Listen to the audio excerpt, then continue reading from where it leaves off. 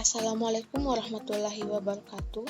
Perkenalkan, nama saya Rizlamia dengan NIM L0211811013, salah satu peserta dari mata kuliah rehabilitasi dan pengembangan sumber daya perairan.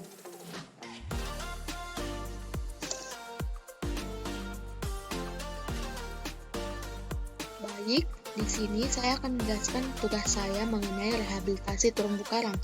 Adapun judul artikel yang saya ambil yaitu rehabilitasi terumbu karang akibat pengeboman dengan metode transplantasi menggunakan karang jenis Acropora sp. Indonesia merupakan negara yang memiliki megadiversitas karang terbesar di dunia dengan 80 genera dan sekitar 750 jenis berdasarkan ASEAN Regional Center for Biodiversity Conservation. Hal ini disebabkan karena Indonesia terletak dalam kawasan segitiga karang dunia atau Coral Triangle.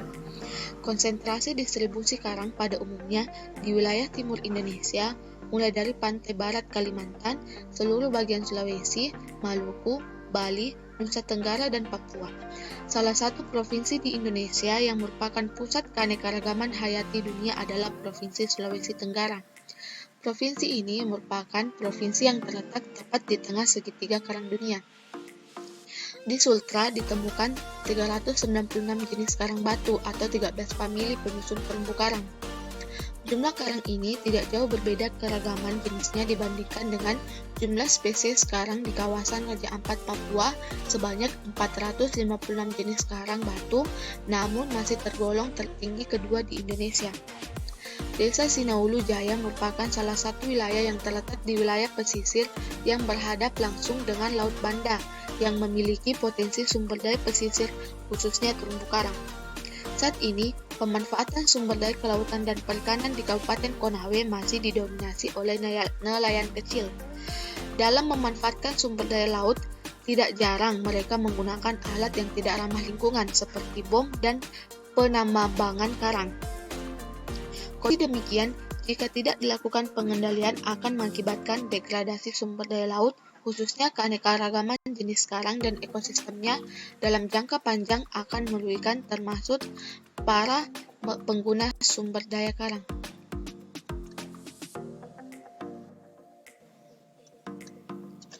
Kegiatan ini dilaksanakan selama 3 bulan atau 90 hari, di mana frekuensi pelaksanaannya 1 kali dalam seminggu yang difokuskan di Desa Sinaulu Jaya, Kecamatan Wawoni Tenggara, Kabupaten Konawe.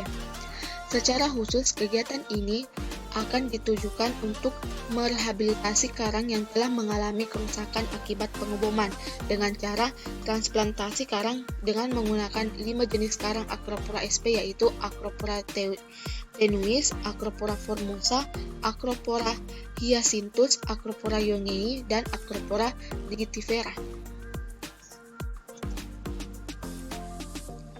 Adapun tahap pelaksanaan kegiatan ini terbagi atas tahap persiapan, survei pendahuluan, administrasi perizinan, penyediaan alat dan bahan, pelaksanaan, monitoring, dan evaluasi, penyusunan laporan serta publikasi di jurnal.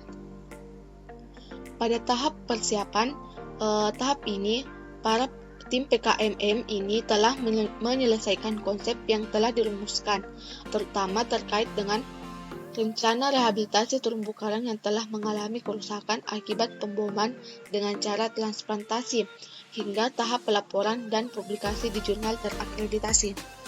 Selanjutnya, survei pendahuluan ini dilakukan sebelum kegiatan ini dilaksanakan dengan mengobservasi kondisi perairan untuk rehabilitasi karang mencakup kondisi substrat jenis karang khususnya 5 jenis Acropora yang digunakan sebagai spesies awal yang ditransplantasi yang terdapat di sekitar perairan.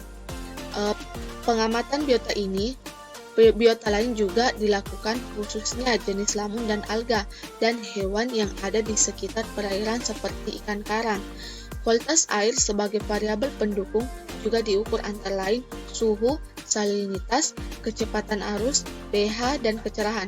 Lokasi yang dipilih pada lokasi di mana karangnya telah mengalami degradasi. Selanjutnya yaitu administrasi perizinan. Perizinan dari pihak pemerintah khususnya dari Kepala Desa Sinawulu Jaya diperlukan untuk membantu kemudahan administrasi sekaligus keberlanjutan program pasca PKMM dilaksanakan. Pada tahap ini, kepastian jadwal kegiatan PKMM serta kesediaan bermitra untuk mendukung kelancaran program telah didiskusikan dengan Kepala Desa Sinawulu Jaya. Selanjutnya yaitu penyediaan alat dan bahan. Alat dan bahan yang digunakan pada PKMM ini adalah scuba, jangka sorong atau kapiler, GPS, termometer, hand refraktometer, CCDs, tali, alat tulis, bawa air atau sabak, gunting baja, ember, tali tai, bola pelampung, kamera bawa air, rangka besi, media beton atau blok, semen, jaring, dan 5 jenis bibit karang. Alat dan bahan dalam pelaksanaan kegiatan transplantasi karang adalah sebagai berikut. Ada pembuatan rak, ada penyiapan substrat,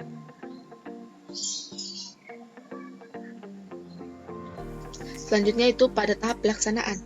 Setelah tahap persiapan selesai, maka langkah berikutnya adalah tahap pelaksanaan. Tahap pelaksanaan dalam PKMM ini adalah sebagai berikut, yaitu penyiapan pengikatan, penyiapan substrat, pemasangan media jaring, serta penempatan meja transplantasi. Setelah pelaksanaan dilakukan monitoring dan evaluasi. Monitoring kegiatan pada karang yang telah ditransplantasi bertujuan untuk mengetahui kondisi karang yang telah ditransplantasi. Yang kedua, untuk mengetahui survival rate karang yang ditransplantasi dan untuk mengetahui laju pertumbuhan karang pada karang yang telah ditransplantasi.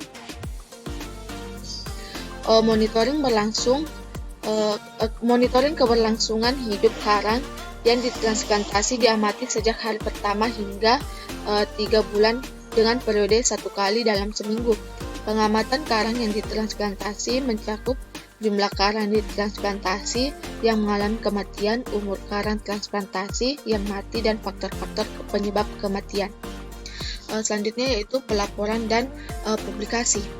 Untuk menyebar informasi mengenai rehabilitasi karang dengan menggunakan metode transplantasi sebagai langkah awal pelestarian terumbu karang di Kabupaten Konawe, semua aspek pelatihan telah disusun dalam laporan dan dipublikasi di jurnal terakreditasi. Laporan kegiatan ini dalam 2 bentuk, yaitu laporan kemajuan kegiatan yang tengah berlangsung dan laporan akhir, yaitu memuat semua kegiatan atau proses yang sudah berlangsung dan publikasi di jurnal terakreditasi merupakan salah satu upaya untuk memancing perhatian para peneliti lain untuk memanfaatkan temuan ilmiah dari kegiatan PKMM ini. Dan pembahasan dari hasil penemuan menunjukkan bahwa pengguna bom seberat 0,5 kg yang diledakkan di dasar terumbu karang dengan radius 3-5 meter dari pusat ledakan. Kerusakan karang dapat dilihat pada gambar. Selain dari pengoboman, kami telah menemukan penggunaan bahan beracun berupa cyanida yang dapat menyebabkan kematian karang apabila digunakan dengan konsentrasi yang cukup tinggi dan berulang kali, serta adanya aktivitas penambangan karang oleh masyarakat setempat baik sebagai bahan bangunan, pembuatan kapur, ataupun bahan kerajinan. Bahan yang diambil dapat berupa karang hidup atau pecahan karang mati dan berasal dari semua jenis karang batu. Akibat dari penambangan karang ini telah menyebabkan abrasi pantai karena karang sebagai penahan ombak telah rusak sehingga menyebabkan gelombang langsung menggerung pantai, sedangkan pasir laut yang ditambang telah mencemari wilayah terumbu karang sekitarnya. Akibat dari penambangan karang ini telah menyebabkan abrasi pantai karena karang sebagai penahan ombak telah rusak sehingga menyebabkan gelombang langsung menggerus pantai, sedangkan pasir laut yang ditambang telah mencemari wilayah terumbu karang dan sekitarnya.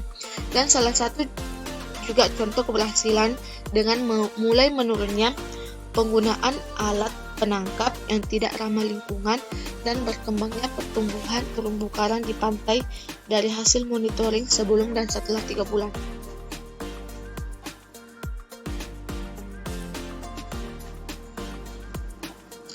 Dapat dilihat dari gambar di sini pada gambar pertama transplantasi sebelum 3 bulan dan setelah 3 bulan. Dilihat perkembangannya dari 5 meja transplantasi yang masing-masing terikat 12 spesimen atau per meja, atau 60 spesimen secara keseluruhan terdapat 50 atau 80% spesimen karang yang hidup. Tingkat kematian 10 atau 20% spesimen karang. Kesimpulannya, yang pertama itu terselenggaranya sosialisasi dan penyadaran kepada masyarakat tentang manfaat terumbu karang khususnya di daerah Desa Wawoni. Yang kedua, antusiasme masyarakat setempat sangat tinggi dan mendukung program rehabilitasi dengan menggunakan metode transplantasi. Yang ketiga, meningkatnya pengetahuan dan keterampilan masyarakat tentang cara melakukan transplantasi karang yang merupakan salah satu metode untuk pelestarian terumbu karang jenis Acropora sp. Yang keempat yaitu terbangunnya stakeholder dalam menjaga kelestarian terumbu karang. Terakhir yaitu transplantasi merupakan inovasi teknologi yang sangat baik untuk merehabilitasi terumbu karang yang mengalami kerusakan. Itulah presentasi dari saya, kurang dan lebihnya mohon dimaafkan. Wassalamualaikum warahmatullahi wabarakatuh.